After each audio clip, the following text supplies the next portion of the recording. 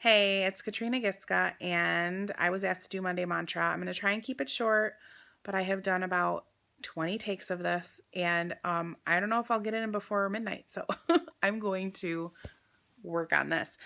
Um, this message is especially for people who, and I've seen it posted, that don't feel worthy, that don't feel like they deserve to be here, for people that are like, um, maybe they feel like they're not recognized enough.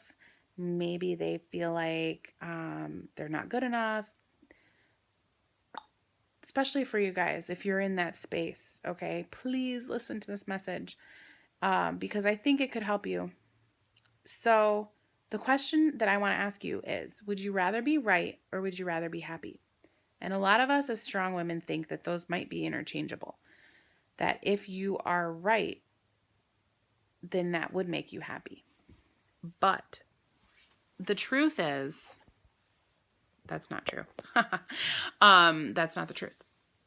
Because if you're harboring a self-belief that you're not good enough, that you're not worthy, that you don't deserve the gifts that you've been given, then you cannot be happy because you're going to be gathering evidence to prove yourself right. And they can't live in the same space. So let me show you my chart. Hopefully, maybe for you visual people, this can help.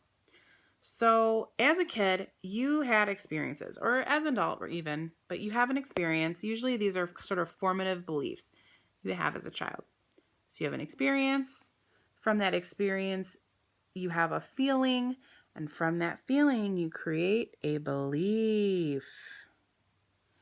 And then all you're doing is gathering evidence to feed your belief, gathering evidence to feed your belief. So if your belief is essentially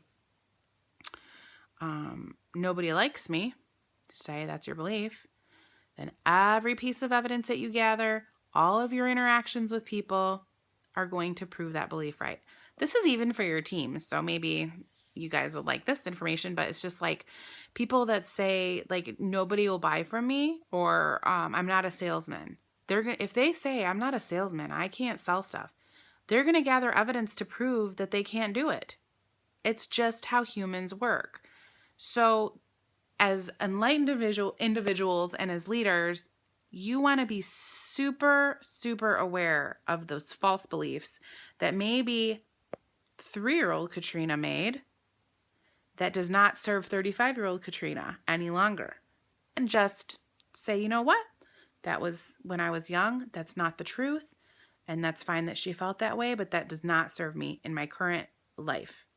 And I don't have to keep gathering evidence for that. And then actively gather evidence to prove something different. So here is my example is when I was a kid, I felt like nobody liked me. I didn't have anybody on my side. I got bullied on the playground a lot, and my friends would like do what the cooler kids would do, which was make fun of me. Cool, right? So what was my belief system is that, that I'm not very likable. I don't have many friends. And even through high school, I had like a core group of friends and I was very likable, but I didn't have any like really close friends. I had a few close friends. We'll say that, but not like a lot. Like I wasn't a popular kid. Let's do that. So I'm not popular, right? That's my belief. I'm not a popular person. So all of the evidence that I'm going to gather, it's going to prove that right. So when I ran for vice president of whatever it was in nursing school, or no, for president, and I didn't get it, I'm like, oh, see, I'm not very popular. When so-and-so didn't join my team, I'm like, oh, because I'm not popular, you know?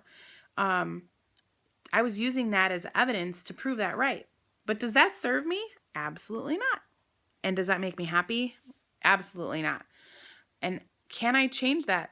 Yeah, because you know what? I'm gathering evidence now that I am like popular, like I'm likable, and that people, especially when I can help them and get down into the nitty gritty with them and be open with them, that I am likable. And I do belong. And so I can work to gather that evidence instead of the other. Just because you get information does not mean you need to take it and put it in your pocket and keep it forever. You can take a piece of evidence and look at it, go, oh, that's interesting, and give it away. You don't have to hold on to it. So let's say you didn't get chosen to speak at convention. Are you going to choose to use that as evidence? Or are you going to not give a charge to it and not really use it for anything and just say, okay, that's just how it is. It doesn't mean anything about me. And maybe look at what the bright side is, which is what I did yesterday. I had to look at what the bright side was to not being chosen to speak for a convention, and come to terms and be happy with the fact that, like, it's okay. Like, it doesn't mean anything negative about me or about the people that chose, or it doesn't mean anything. It doesn't mean anything. So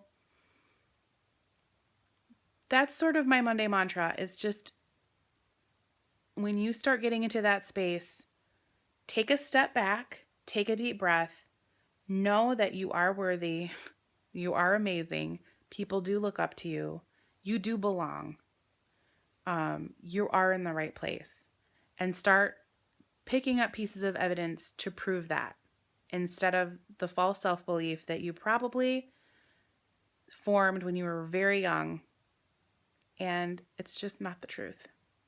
So I hope you had a fabulous Monday, and here's to the end of the month, you guys.